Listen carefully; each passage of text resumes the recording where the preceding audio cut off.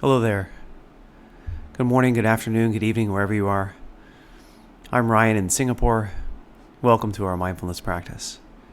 Part of the cycle of being sick is you just have to be patient for your sickness to get better. And finally, I'm back into various exercise and sports. And this really is kind of what I wanted to chat about today, as well as changing diet for a while. Just to talk a little bit about discipline and about what's discipline's role. We talk a lot about self-compassion. We talk a lot about non-striving. So is discipline contrary to these kinds of ideas and attitudes?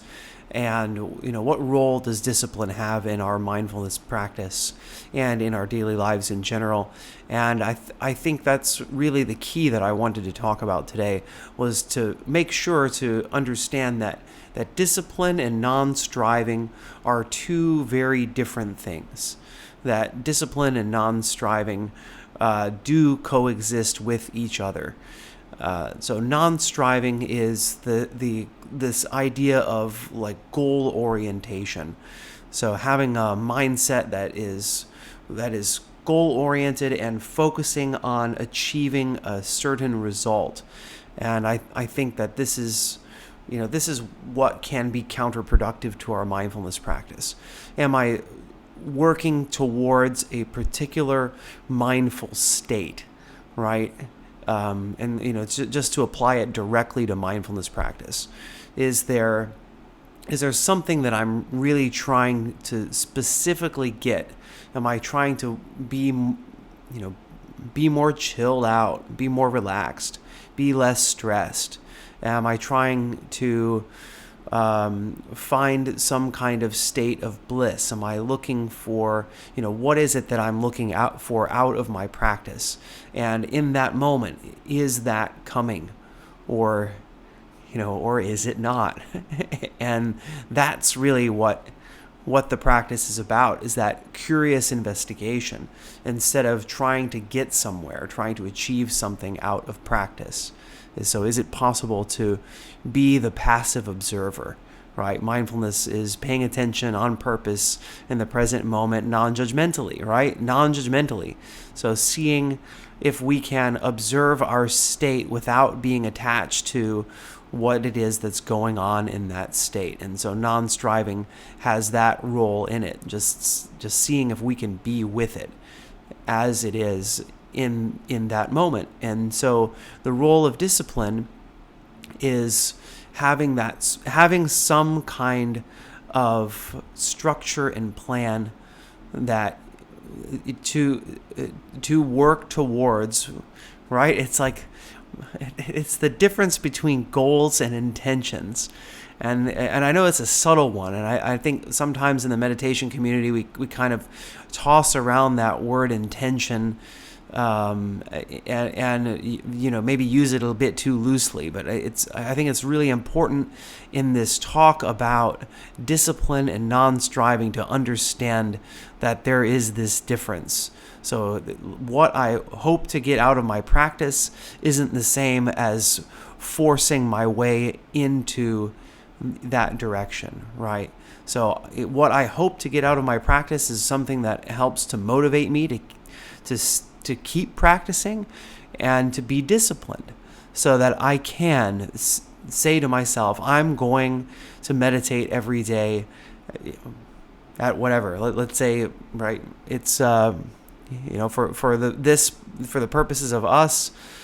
For me, it's 5:20 that we start our meditation practice. So can I meditate every day at 5:20 with that understanding that mindfulness is good for me and that mindfulness is going to help me, but without being attached to whatever result that I'm hoping to get out of my practice? So is it okay to continue to be stressed after my practice is over today? Is it okay for me to not be as patient as I wanted to be? Like, oh gosh, I meditated today. I should be I should be more patient. I should be less stressed, right? To be less attached to that should be state and to be more open to what it is. And if you, and I'm just kind of looking at the chat, the Ryan's Daily Mindfulness Circle, just something that Gene had said, that it takes time, right? Over weeks. And I think that's something that the mindfulness practice fortunately gives us a little bit of feedback. After a few weeks, we can start to see a little bit of change. And I guess this is my encouragement for you to stay disciplined, to try your best to have that time that you meditate every day, and that helps me at least to have that structure, to know that this is the time that I meditate, and that's going to make sure that I stay disciplined and that I do it. And if something comes up and I'm not able to make that time, do I have a backup time that I'm able to do my meditation to make sure that it gets done? And this is how that we will see the results out of our meditation practice, is through the discipline to be able to do it. And this works in other arenas of life as well. And the reason that this actually came up for me, discipline as a topic, was that after my long holiday and after my sickness, I found that I've got a few extra. When I was in the United States, one of the things that I didn't do was have discipline about how I ate and how I exercised. And to be quite frank, I'm happy about that decision. I'm happy to be able to enjoy local foods in America that I miss. I'm happy that I was able to relax and spend time with my family. But now that I'm back, I wanted to change my diet. So I've changed some of the guidelines for myself to make sure that I eat this kind of food. I eat these amounts of food to keep myself, to get more fit. And I think that you can discover as well. If you cut certain things out of your diet, sugars, for example, for at least a little while, you'll see that your mindset changes. If you exercise, your body is designed to be active. That's how our ancestors were. You'll see that these small things, and those are the 5 things that I talk about, right? Is mindfulness, so meditate every day, eat well, exercise often, sleep enough, stay hydrated. If you do these 5 things, it will have a good benefit to your mental health. And be disciplined about it. That's the way to make sure that you can stay on point and that you are able to get the benefit, the mental health benefit out of following these five key pillars to mental health. And before we get into the meditation, the last thing I want to say about this is that this is not contrary to self-compassion and loving kindness. That we can continue to be loving towards ourselves. In fact, discipline is a form of loving kindness, because we know that these things are good for us. We know what the outcome is, what the benefit is, especially if you've done it before, if you've spent time being a bit disciplined, and you can start to see the positive outcome that having a bit of discipline will have in your life. So that's another motivator, to know that discipline we aren't whipping ourselves into shape. We aren't beating ourselves up if we miss this practice, right? It's I missed my 5:20 a.m. practice. Oh, poor bad me, bam, bam, bam, bam. Bad me for missing practice. And then we can't end up, we don't have a backup time. It can't end up making it, or we miss it completely, and we end up judging ourselves harshly for it, or whatever it is, right?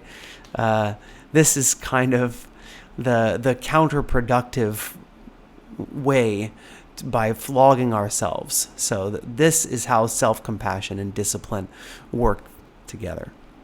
So Thanks, everybody, for being here. We're going to go ahead and get into our period of practice now. So get comfortable.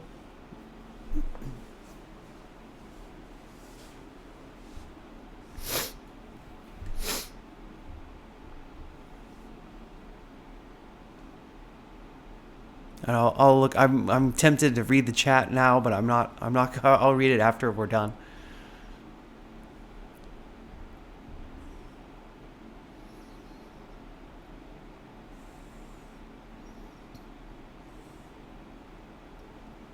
So I would encourage you to sit up straight and tall.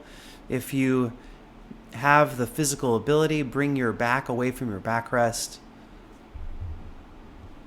so that you're sitting up with your own effort.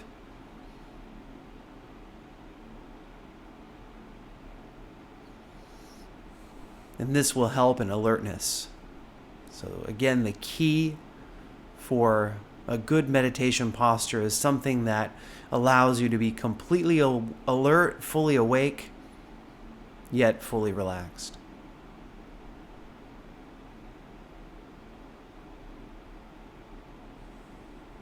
And so let's begin meditating together.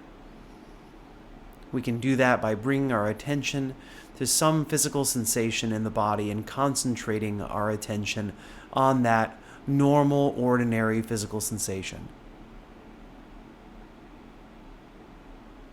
So maybe starting at the crown of the head, noticing any sensation you may feel at the crown of the head.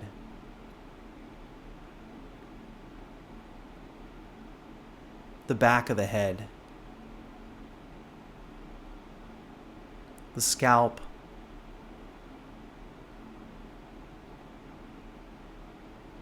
the forehead. Just observing, do you feel anything there? Maybe the air moving through the room. Maybe you feel nothing at all. So just welcoming, inviting whatever it is that you experience as we bring our attention to physical sensations. Noticing the eyebrows, the eyes, the temples, the nose, the nostrils, feeling air moving in and out of the nostrils as we breathe.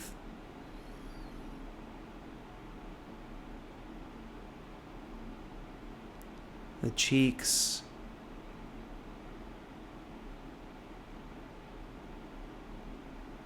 the ears,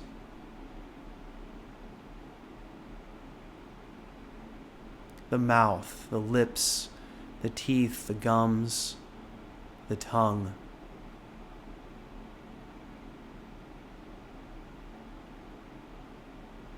The chin and the jaw. Notice any tension you may feel in your jaw, and see if just by noticing it you can allow your jaw to relax a little bit.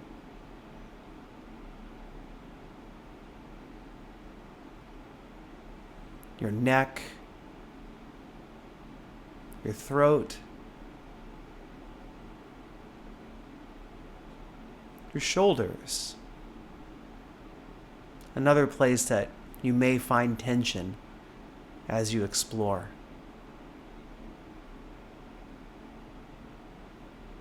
Your right arm. Going down the right arm, noticing the upper arm, the elbow, the forearm, the wrist, the back of the hand, the palm, the fingers, the fingertips. And now observing the left arm. The upper arm, the elbow, the forearm, the wrist, the back of the hand, palm of the hand, the fingers, and all the way out to the fingertips.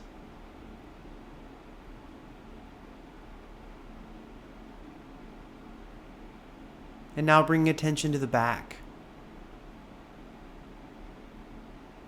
The upper back, the shoulder blades, the mid back, the sides of the body, bringing the armpits into awareness as well.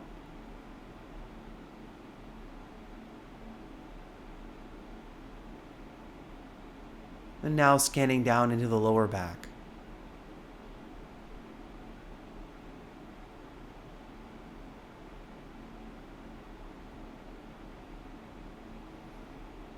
Bringing attention to the front of the body.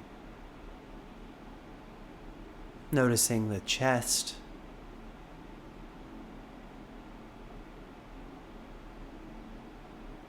Maybe the heart beating inside the chest. The rising and falling of the chest as you breathe.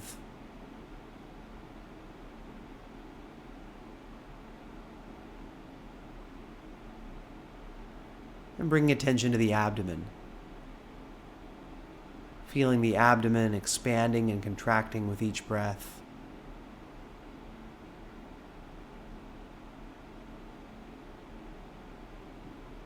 Bringing attention to the inside, the stomach, the digestive organs.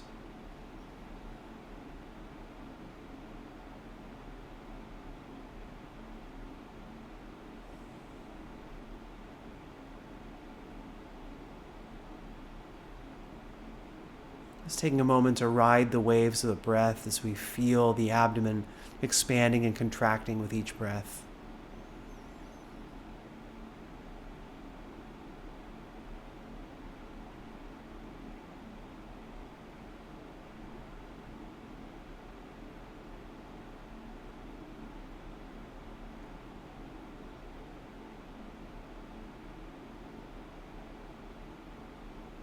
And then going down into the pelvis. So observing the front of the pelvis, pelvic bowl area, the genital region.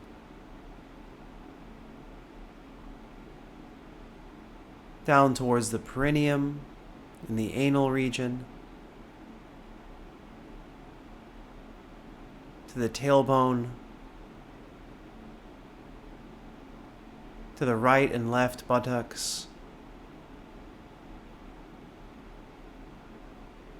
around to the hips,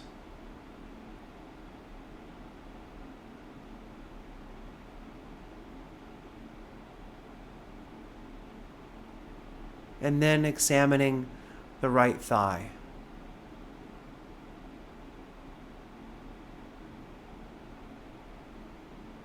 The right knee.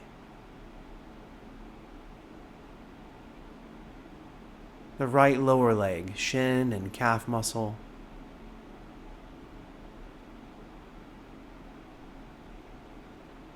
The right ankle.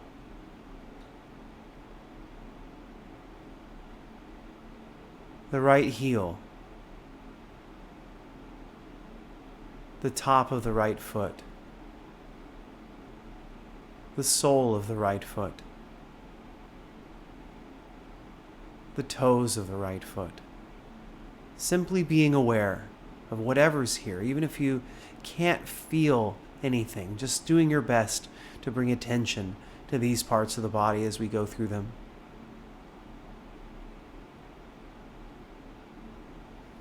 Now to the left thigh.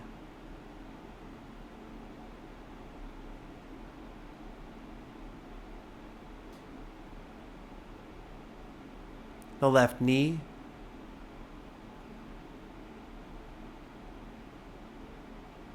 the left shin,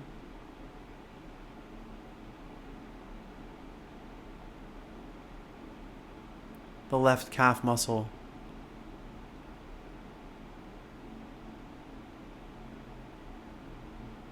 the left heel, the top of the left foot, sole of the left foot, the toes of the left foot.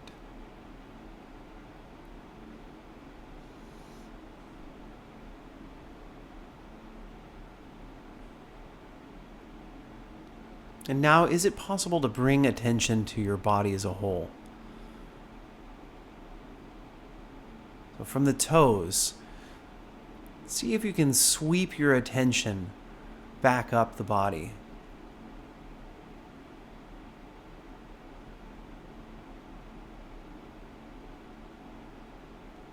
And when you arrive at the crown of the head, is it possible to sweep your attention back downwards?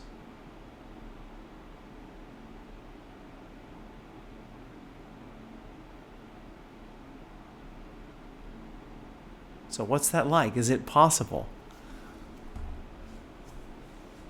If it's not possible, how do you feel? Seeing if we can let go of any frustration or striving to achieve, to do something in particular.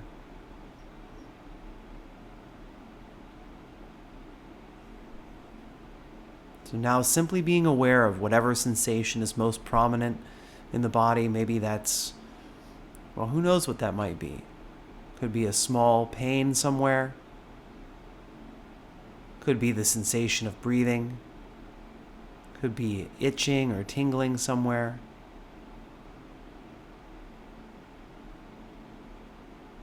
Just allowing your attention to flow wherever the body calls for it.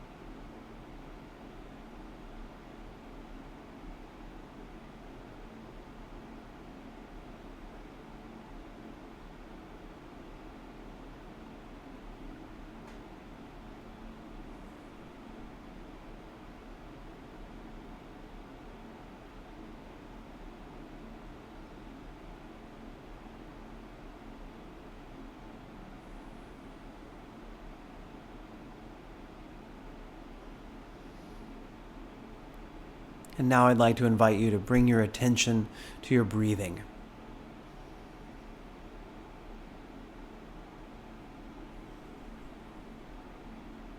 Be fully aware of each breath.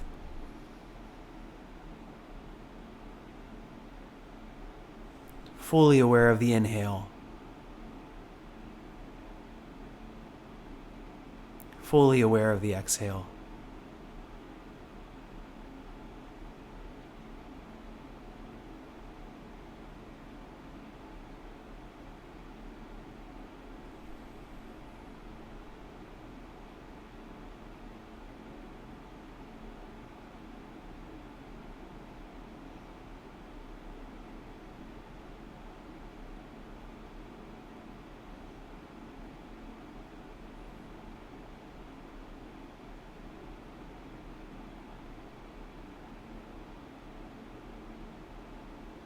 And now we're going to draw our practice to its natural close.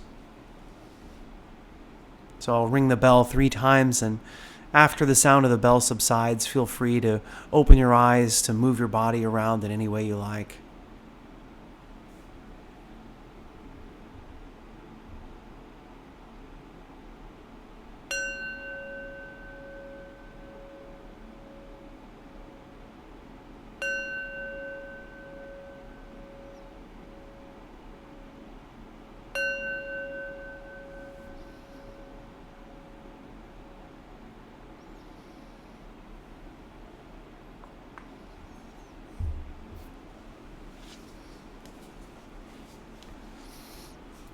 Okay.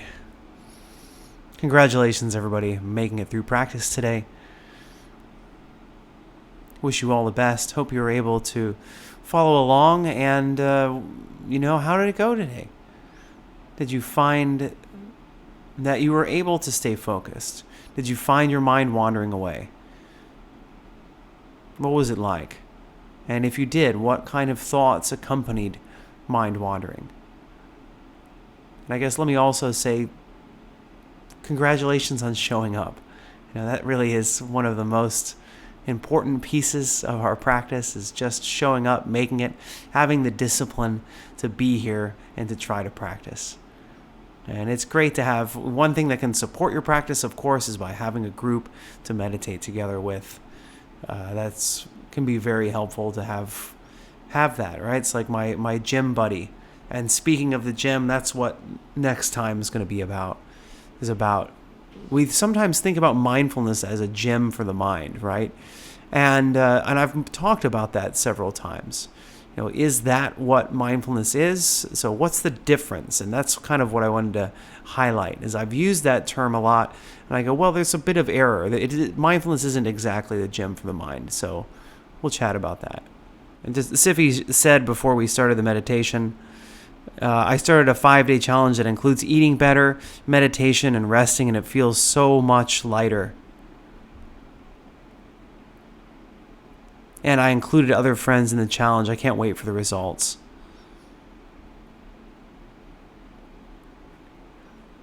Oh, that's so funny, the out of sync. Oh well, this is how it goes. At least you can hear me, right? At least the sound is on. Yeah, that's good. I mean, that's the most important part of the of the live event is the sound, right? That's cool. Let's see. So yeah, keep it up. Keep practicing. Any questions about discipline or your own personal practice? You can feel free to send me a message. You can write it in the chat. Sybil says, having a live session means I need to be disciplined to catch it. I need to use my phone alarm to be ready. Thanks for sharing. And I think that, that helps. And that's, like I say, that's what's so good about meditating together, is that when we're meditating together, we have that kind of, not only the accountability buddy, but also the social aspect. It's like, hey, I get to see my friends. I get to see the people that I hang out with and that encourage me to meditate, and that, maybe I can talk to a little bit about what's going on. And yeah. Congrats, Siffy, on starting a 5-day healthy challenge with friends, and great role modeling. Definitely. That's awesome. Thanks, Rachel, for sharing about also using an alarm. And so this can help, find some way to remind ourselves to keep our practice up.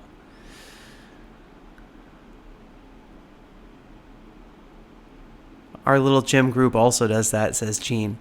So I appreciate that. And I guess that's a great time for me to advertise that group. So in Ryan's Daily Mindfulness Circle here on Insight Timer, there's a group of people who meditate every day using the circle. So the circle has a meditate together function.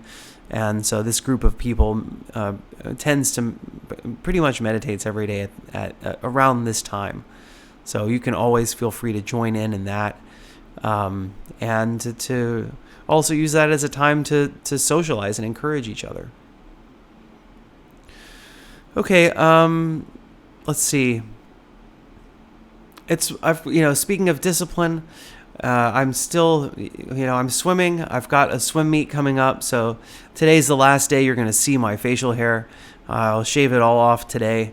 Later today, so that I can hopefully swim a little bit faster in the swim meet and not get so much water in my mouth as I'm trying to get my head out of the water and breathe.